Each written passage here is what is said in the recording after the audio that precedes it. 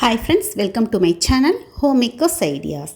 இன்றைக்கி வீடியோவில் எங்கள் வீட்டில் கார்த்திகை தீபம் நாங்கள் எப்படி செலிப்ரேட் பண்ணணும் அப்படிங்கிறதான் பார்க்க போகிறோம். பார்க்கலாம் வாங்க. தீபம் அன்னைக்கு காலையிலே நான் அரிசி ஊற வச்சுட்டேன். அப்பமுக்காக ஒரு கப்பில் ஊற வச்சுருக்கேன். இன்னொன்று கோலம் மாவு ரெடி பண்ணுறதுக்காக ஊற வச்சுருக்கேன். ரெண்டுமே பச்சரிசி தான். நெக்ஸ்ட்டு 1 மணி போலவே நான் எல்லா விளக்குக்கும் மஞ்சள் குங்குமம் வைக்கிறதுக்காக ரெடி பண்ணிகிட்ருக்கேன். மஞ்சள் குங்குமம் ரெண்டுமே பன்னீரில் தான் நான் மிக்ஸ் பண்ணிக்கிறேன். ஏன்னா விளக்கு ஃபுல்லாக ட்ரையாக இருக்கிறதுனால இது கொஞ்சம் ஈரமாக இருந்துச்சு அப்படின்னா நமக்கு வைக்கிறதுக்கு ஈஸியாக இருக்கும், கீழேயும் விழாமல் இருக்கும். அதுக்காக தான் இந்த மாதிரி ரெடி பண்ணிகிட்ருக்கேன்.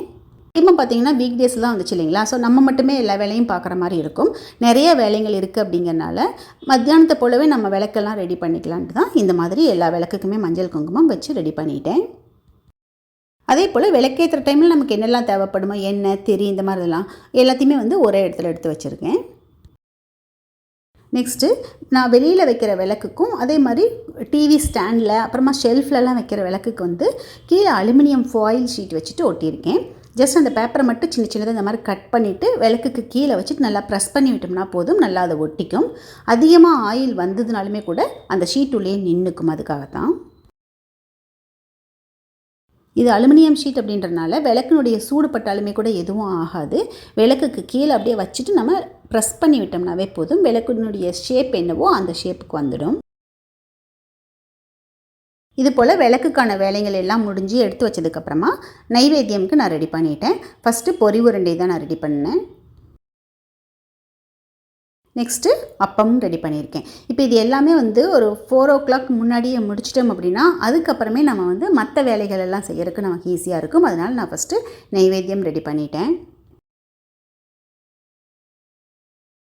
நைவேத்தியம் எல்லாம் முடிச்சதுக்கப்புறமா வீட்டுக்குள்ளே நான் எங்கெங்கெல்லாம் விளக்கு வைக்கிறேனோ அந்த இடத்துல மட்டும் கோலம் போட்டிருக்கேன். அதுக்காகத்தான் நான் அரிசி மாவு அரைச்சிட்டு அதில் ரெடி பண்ணின மாவு தான் இது.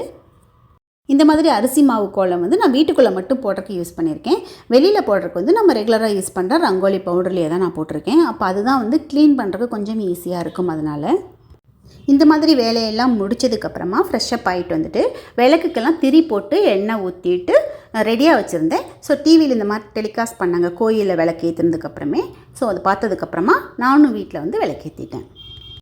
ஃபஸ்ட்டு நான் வெளியில் விளக்கேற்றிட்டு நெக்ஸ்ட்டு சாமி ரூம்லேயும் விளக்கேற்றிட்டு அதுக்கப்புறமா வீட்டுக்குள்ளே எங்கெல்லாம் விளக்கு வச்சுருக்கேனோ அந்த இடம் எல்லாமே நான் விளக்கேற்றிட்டேன்.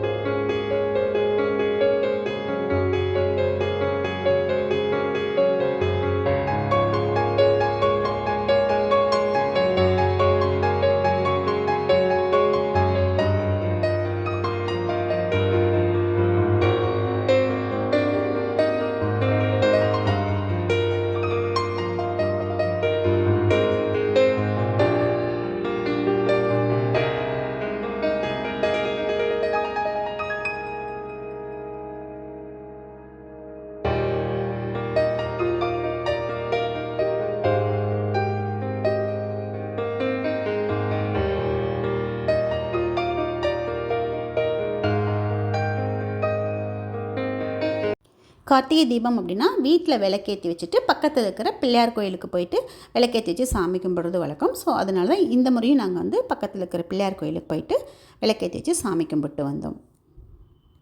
ஸோ இப்படி தான் நாங்கள் எங்கள் வீட்டில் கார்த்திகை தீபம் செலிப்ரேட் பண்ணணும். இந்த வீடியோ உங்களுக்கு பிடிக்கும் நம்புகிறேன். பிடிச்சதுன்னா லைக் பண்ணுங்கள், ஷேர் பண்ணுங்கள், கமெண்ட் பண்ணுங்கள். ஃபஸ்ட் டைம் என்னோடய வீடியோ பார்த்தீங்கன்னா மறக்காமல் சப்ஸ்கிரைப் பண்ணுங்கள். நெக்ஸ்ட் வீடியோவில் பார்க்கலாம். தேங்க்யூ.